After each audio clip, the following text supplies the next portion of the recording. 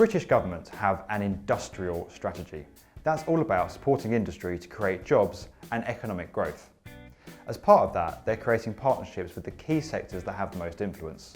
Now, construction is very much one of those sectors, and Construction 2025 is the strategy between industry and government to improve construction by 2025. Now, rather like the BIM protocol and some of the PAS guidance that we've covered on the B1M in the past, this document is, well, pretty dull. It was actually published back in July 2013 and made freely available as a PDF. A lot of people saw it, but they tended to be very strategic thought leaders, very senior managers, or people in the academic world. The vast majority in the middle of our industry don't really know it exists. We're hoping to change that with this video, because if we all know where we're going and we all believe in what we need to do to get there, it'll be much, much easier.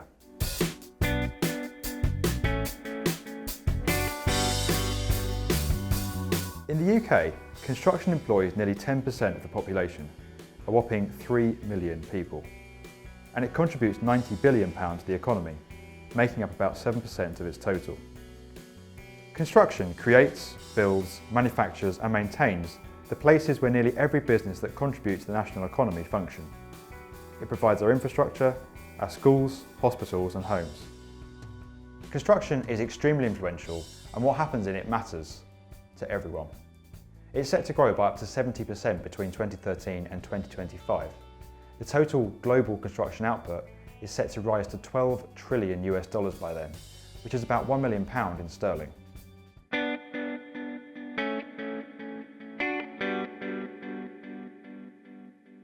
Well, to be honest, we haven't got time to properly explain in a short YouTube video. It's not working as well as it could be at the moment. We're driven by outputs, how quickly and cheaply we can deliver a building, rather than the ultimate outcome it's going to have on that business and our society. We work in silos and don't talk to each other. People are out for their own commercial gain. The margins are suicidal, so everyone's looking to price in risk or for contractual slip-ups that mean they can penalise someone else. Adversity is rife, and the forms of contract we use only encourage it. There's a low level of innovation, there's not much knowledge sharing, there's massive gender imbalance, and many young people don't see it as an appealing place to work. People have been trying to change construction for decades, and all the institutions, all the reports, all the working groups, all the charters, all the award dinners, all the initiatives, all that experience, all that knowledge out there has led us to the day that you're currently experiencing at the moment.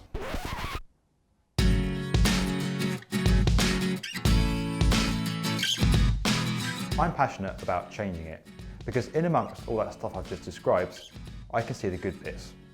I see incredible people, I see the phenomenal feats of engineering we pull off, I see innovation, I see rising stars, and most of all, I see the potential of what we can be.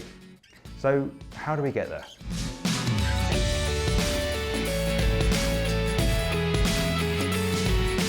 Well, there's a few different bits to this.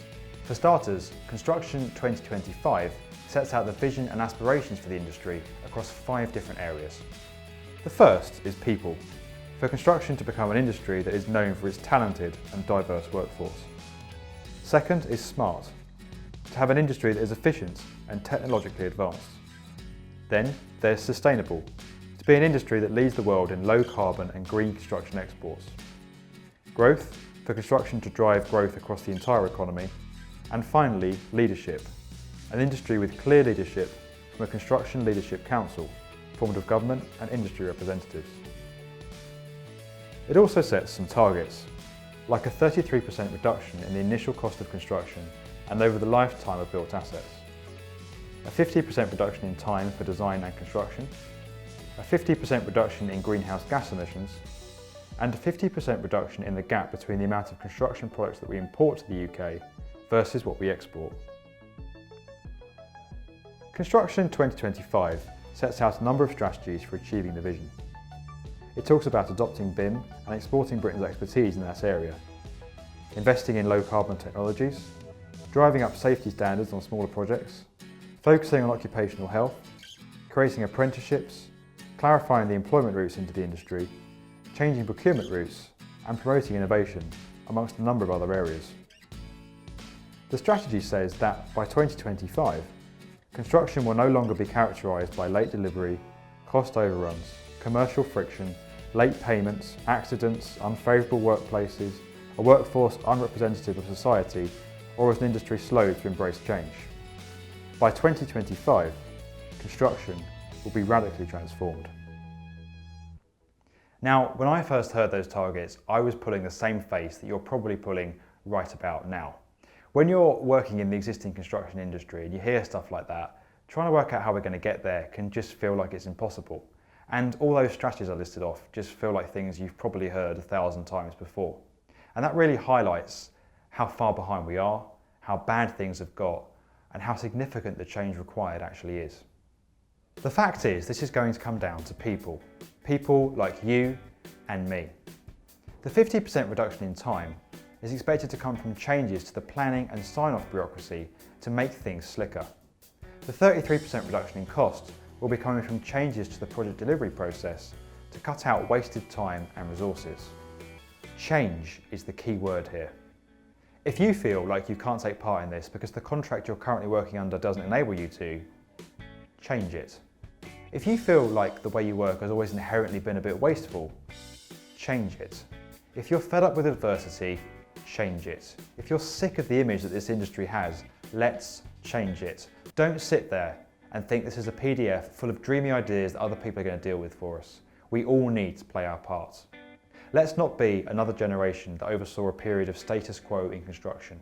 Let's be the generation that history remembers as the moment when everything changed.